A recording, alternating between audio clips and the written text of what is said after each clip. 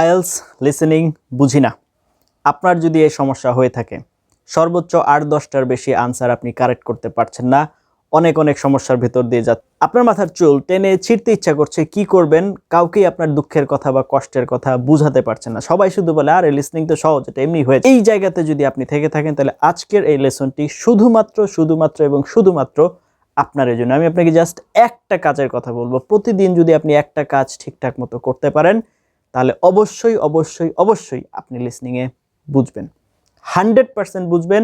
Just একটা কাজ, only one work you have to do in regular interval। সেটা জানতে হলে এবং সেটা বুঝতে হলে ভিডিওর শেষ পর্যন্ত জানতে হবে এবং শুনতে হবে।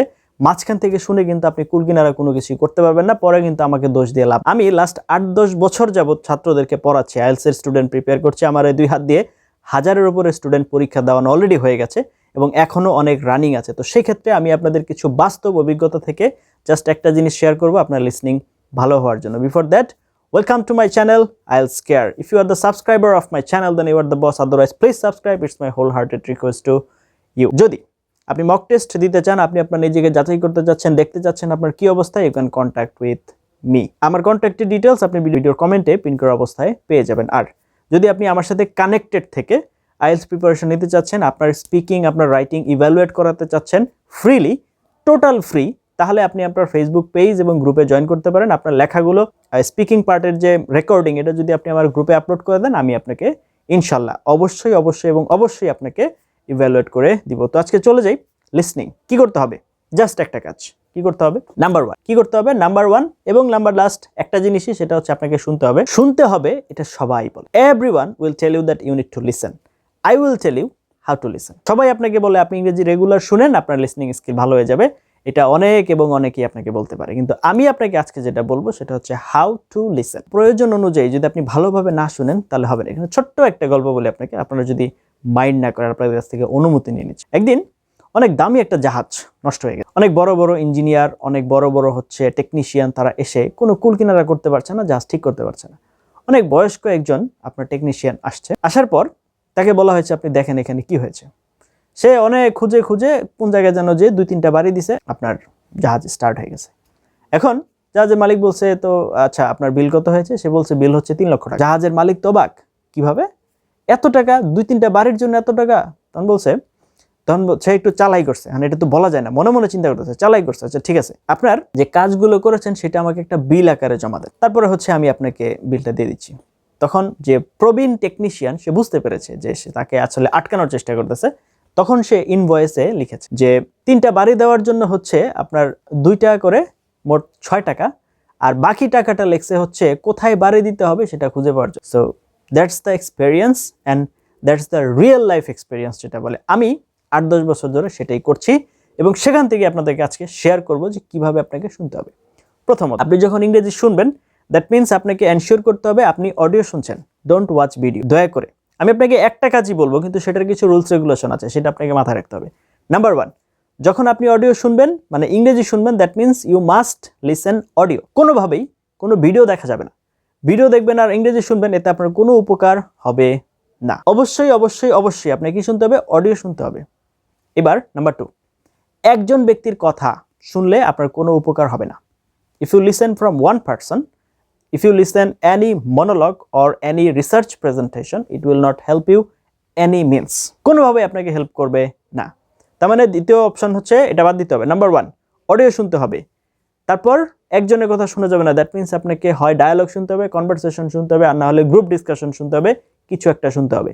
আচ্ছা, নাম্বার 3, আপনি একটানা একটা অডিও শুনে গেলেন। ধরেন একটা অডিও চলছে, আপনি মনে করেন যে 10-15-20 মিনিট, আধা ঘন্টা শুনছেন, এটা শেষ হয়ে গেছে, পর আরেকটা চলে গেছেন, এটা শেষ হয়ে গেছে, আরেকটা চলে গেছেন, কোনোটাই আপনি ঠিকমতো বুঝতে পারলেন না। You can do that, never ever do this. এটা করলে আপনার কোনো উপকার হবে না। তাহলে কি করতে হবে? আপনার 5 মিনিটের একটা অডিও অথবা 10 মিনিটের একটা অডিও প্রথমবার যখন আপনি শুনবেন, তখন হয়তো আপনি 30% বুঝবেন। সেই অডিওটা, সেম অডিওটা যখন আপনি আবার সেকেন্ড টাইম ওই মুহূর্তেই শুনবেন, তখন দেখা যাবে যে আরও 10% আপনার আন্ডারস্ট্যান্ডিং বেড়ে গেছে। 5 বার, 6 বার, 7 বারের মাথায় আপনি টোটাল অডিওটা আপনি বুঝতে পারবেন এবং সেটা আপনার কাছে মনে হবে আপনার কানের কাছে বাজছে। 100% আপনার এই অনুভূতি তৈরি হবে। সুতরাং আপনার এই 3টা জিনিস আপনার খেয়াল রাখতে হবে। যে 3টা জিনিস বলেছি, আপনি লিসনিং করবেন, ঠিক আছে, আমি কিন্তু এখনো মূল কাজে যাইনি। তিনটা নিয়ম বলেছি শুধু। কি বলেছি? নাম্বার 1 অডিও শুনতে হবে, নাম্বার 2 আপনার হচ্ছে একজনের কথা শোনা যাবে না, আপনার কমপক্ষে 2 জন বা 3 জনের অডিও কনভারসেশন শুনতে হবে। তৃতীয় হচ্ছে বড় অডিও না নিয়ে ছোট অডিও নিতে হবে এবং এটা বারবার রিপিট করতে হবে। এখন কথা হচ্ছে এইবার আসে আপনাকে কি করতে হবে। এটার জন্য আপনাকে ক্যামব্রিজের বই কালেক্ট করতে হবে। You need to collect Cambridge IELTS book. তো বই কালেক্ট করলেন। ক্যামব্রিজ আইএলস এর যে অডিও এটা ইউটিউবে খুব ইজিলি পাওয়া যায়। কিভাবে আমি আপনাকে বলে দিই। ধরেন ক্যামব্রিজ 15 এর জন্য আপনি অডিও খুঁজছেন, আপনি জাস্ট ইউটিউবে যে লিখবেন ক্যামব্রিজ 15 লিসনিং টেস্ট 1 অথবা listening test 2, listening test 3, listening test 4, যেটা লিখবেন সেটাই চলে আসবে। অডিও প্লে করলেন, ওই যে বই ধরুন ক্যামব্রিজ 15 বইয়ের পিছনে চলে যাবেন, লাস্টে যে দেখবেন অডিও স্ক্রিপ্টস অথবা টেপ স্ক্রিপ্টস কিছু একটা লেখা আছে। তার মানে হচ্ছে অডিওতে যে কথাগুলো বলছে সেই কথাগুলোই বইয়ের পিছনে সুন্দর করে লাইন বাই লাইন লেখা আছে। তো আপনি অডিওটা শুনবেন এবং লেখার সাথে মিলাবেন, অডিওটা শুনবেন এবং লেখার সাথে মিলাবেন। এইভাবে ক্যামব্রিজ 1 থেকে আপনার ক্যামব্রিজ 17 পর্যন্ত 17টা বই আপনার শেষ করতে হবে। এই একটা কাজ যদি আপনি করতে পারেন, আপনার ক্যামব্রিজের অডিও লিসনিং নিয়ে কোনো ধরনের কোনো সমস্যা থাকবে না। একটা কথা মাথায় রাখবেন, সেটা হচ্ছে বিশ্বাসে মিলাই বস্তু তর্কে বহুদূর। আপনি যদি আপনার নিজের উপরে ভরসা রাখতে পারেন, আপনি যদি আপনার নিজের স্কিলের উপরে, আপনি যদি আপনার নিজের দক্ষতার উপরে, আপনি যদি আপনার নিজের পরিশ্রমের উপরে ভরসা রাখতে পারেন, 100% you will be succeeded in here. 100% না, আমি আপনাকে বলবো 1000% আপনি এখানে অবশ্যই সফল হবেন। কেন আমি এত জোরের সাথে এই কথা বলতে পারছি? কারণ আমি আমার ছাত্রদেরকে এটা করানোর মাধ্যমে হাতে নাতে প্রমাণ পেয়েছি। মাদ্রাসা ব্যাকগ্রাউন্ডের ছাত্র, ইন্টারমিডিয়েট কমপ্লিট করা, আপনার হচ্ছে বাংলা মিডিয়ামের ছাত্র, ন্যাশনাল ইউনিভার্সিটির ছাত্র, কোনো রকমে 2 পয়েন্ট নিয়ে অনার্স কমপ্লিট করা, তারা যদি এগুলোর মাধ্যমে ভালো একটা স্কোর আইএলস আপনার 6.5, 7, 7.5 পেয়ে যেতে পারে, তাহলে আপনি কেন পারবেন না? অবশ্যই আপনি পারবেন। আপনার নিজের উপরে ভরসা রাখেন। Trust me, IELTS is not that much of difficult. এটাকে ওভার হাইপড করে যত কঠিনভাবে উপস্থাপন করা হয়, IELTS কিন্তু অত কঠিন কিছু না। IELTS is easy.